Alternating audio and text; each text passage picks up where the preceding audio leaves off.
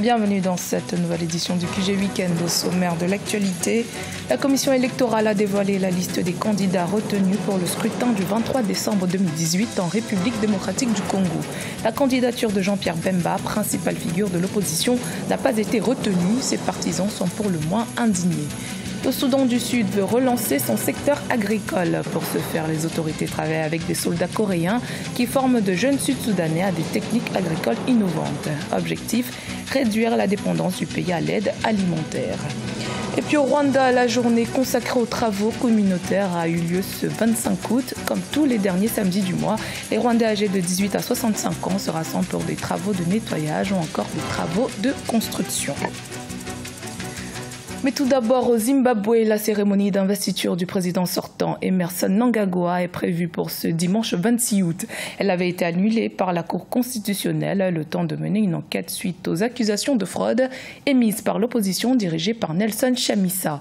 Des résultats que Nelson Chamisa refuse toujours d'accepter malgré la confirmation de la victoire de Emmerson Mnangagwa par la Cour constitutionnelle. Plusieurs chefs d'État africains sont attendus à cette investiture. L'État algérien sera notamment représenté par le ministre des Affaires étrangères, Abdelkader Messael, au Zimbabwe depuis ce samedi en tant que représentant du président de la République, Abdelaziz Bouteflika.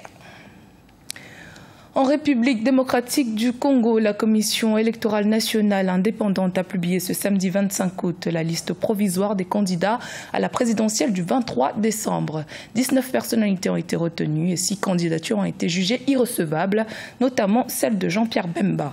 Motif du refus, sa condamnation par la CPI sur l'affaire de subornation des témoins. Les précisions dans ce reportage ont au correspondant Jacques Amboka. Jean-Pierre Bemba écarté de la course à la présidentielle du 23 décembre. Le candidat du mouvement de libération du Congo fait partie des 6 candidats recalés par la Commission électorale nationale indépendante qui a publié cette liste provisoire aux premières heures de ce samedi 25 août. L'invalidation de la candidature du président du mouvement de libération du Congo va relancer les débats sur la loi électorale avec l'interprétation par les juristes de 2 concepts, notamment la subornation des témoins et la corruption. De 300 000 € pour subornation des témoins. Il ressort de l'analyse du droit pénal positif congolais dans ses sources de droit interne et de droit international que les atteintes à l'administration de la justice sous forme de subornation des témoins constituent bel et bien une entrave à la justice et une forme de corruption. Jean-Pierre Bemba, dans son dossier, dans son extrait de casier judiciaire, il a été condamné, c'est écrit, au 1er degré. Donc, ni dans le fond, il n'a jamais été condamné pour corruption, ni dans la forme, il n'y a pas encore un jugement irrévocable. Hormis Jean-Pierre Bemba, 5 autres candidats à la présidentielle du 23 décembre ont vu leur candidature invalidée. Ils ont donc 48 heures pour faire recours.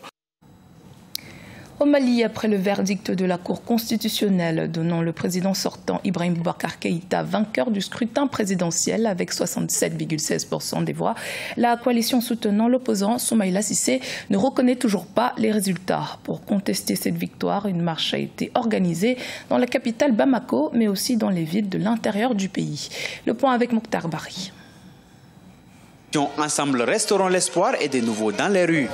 À l'appel de leur leader Soumaïla Cissé, les partisans de l'Union pour la République et la démocratie, la coalition de partis politiques ayant soutenu sa candidature ont battu le pavé pour, selon eux, dénoncer les bourrages d'urnes et la partialité de la Cour constitutionnelle. C'est pour manifester notre désaccord par rapport à ce résultat et dire que nous ne reconnaissons pas l'élection de M. Ibrahim Boubacar Keïta comme président de la République. Vous avez vu, le monde est sorti, malgré les tentatives, les intimidations pour saboter cette marche-là, pour l'interdire, le monde est sorti. Bas pour notre droit, le respect de notre volonté, le respect de notre dignité, le respect de notre liberté, le respect de notre droit à l'autodétermination, le respect de notre droit à la liberté et à la gestion du peuple malien. Et cela, c'est par la démocratie. Nous sommes des démocrates, nous sommes des républicains. Et c'est pourquoi nous usons des voies démocratiques. Troisième marche en 3 semaines d'affilée, les militants de l'opposition ne s'avouent pas vaincus. Pour le chef de file de l'opposition, c'est la preuve de la prise de conscience des Maliens. Les Maliens disent non à la manipulation des votes. Ça suffit comme ça.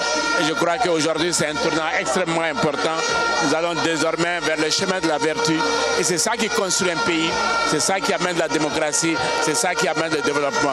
Les Maliens en sont conscients. C'est pour ça qu'ils sont descendus, non seulement à Bamako, mais dans pratiquement toutes les villes du Mali. À noter que cette marche avait été interdite par le gouverneur avant d'être autorisée. Les forces de sécurité maliennes ont bien encadré cette troisième marche qui s'est déroulée sans incident. Le Soudan du Sud veut s'affranchir de sa dépendance à l'aide alimentaire. Confronté à une guerre civile qui a débuté en 2013, le pays a vu son secteur agricole se fragiliser. Pour assurer la relance, les soldats coréens forment de jeunes Sud-Soudanais à des techniques agricoles innovantes. Nathalie Mo. Après 5 années de conflit, le Soudan du Sud est en marche vers la relance de son secteur agricole. Des jeunes Sud-Soudanais suivent un module de 3 mois en agriculture sous l'encadrement des soldats de paix coréens. Ils apprennent à cultiver des denrées à haut rendement comme le maïs, le céleri et le concombre. Une activité qui renforce les liens entre les communautés. L'agriculture peut apporter le bien-être à la population.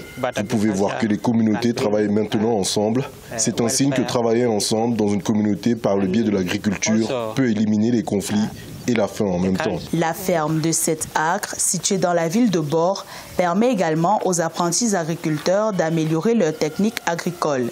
Ils apprennent à stocker et à améliorer l'utilisation de l'eau d'irrigation. De plus, les jeunes cultivateurs ont développé une variété de maïs à croissance rapide.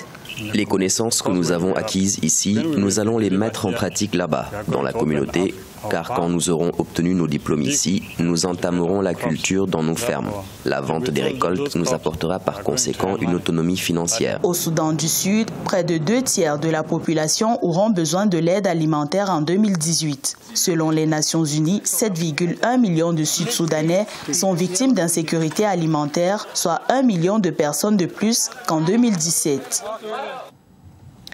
Chaque dernier samedi du mois, les Rwandais se mobilisent pour réaliser des travaux communautaires. C'était le cas ce samedi 25 août. Dans les villes et les villages, les citoyens âgés de 18 à 65 ans ont pris part au nettoyage des rues, à la réhabilitation des infrastructures ou encore au soutien aux plus démunis.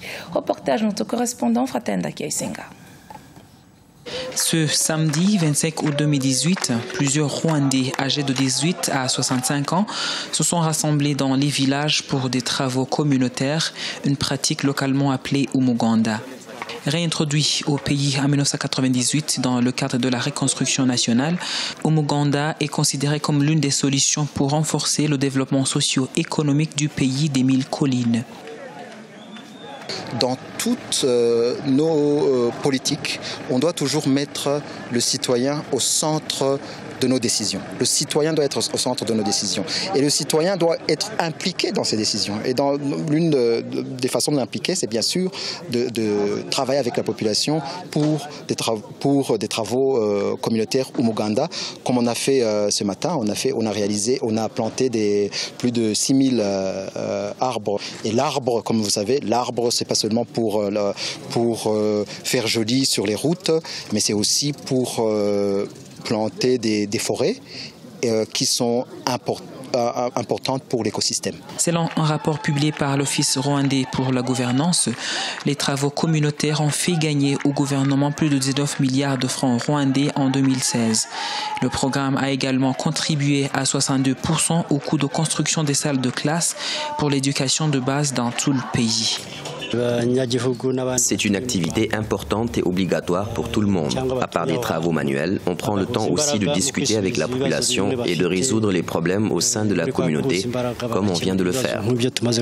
En plus des activités de nettoyage général des quartiers, pendant l'Umuganda, la population accompagnée des autorités contribue également dans des travaux de construction de logements pour les pauvres. L'activité est clôturée par une session de discussion sur divers sujets, notamment des programmes de gouvernement.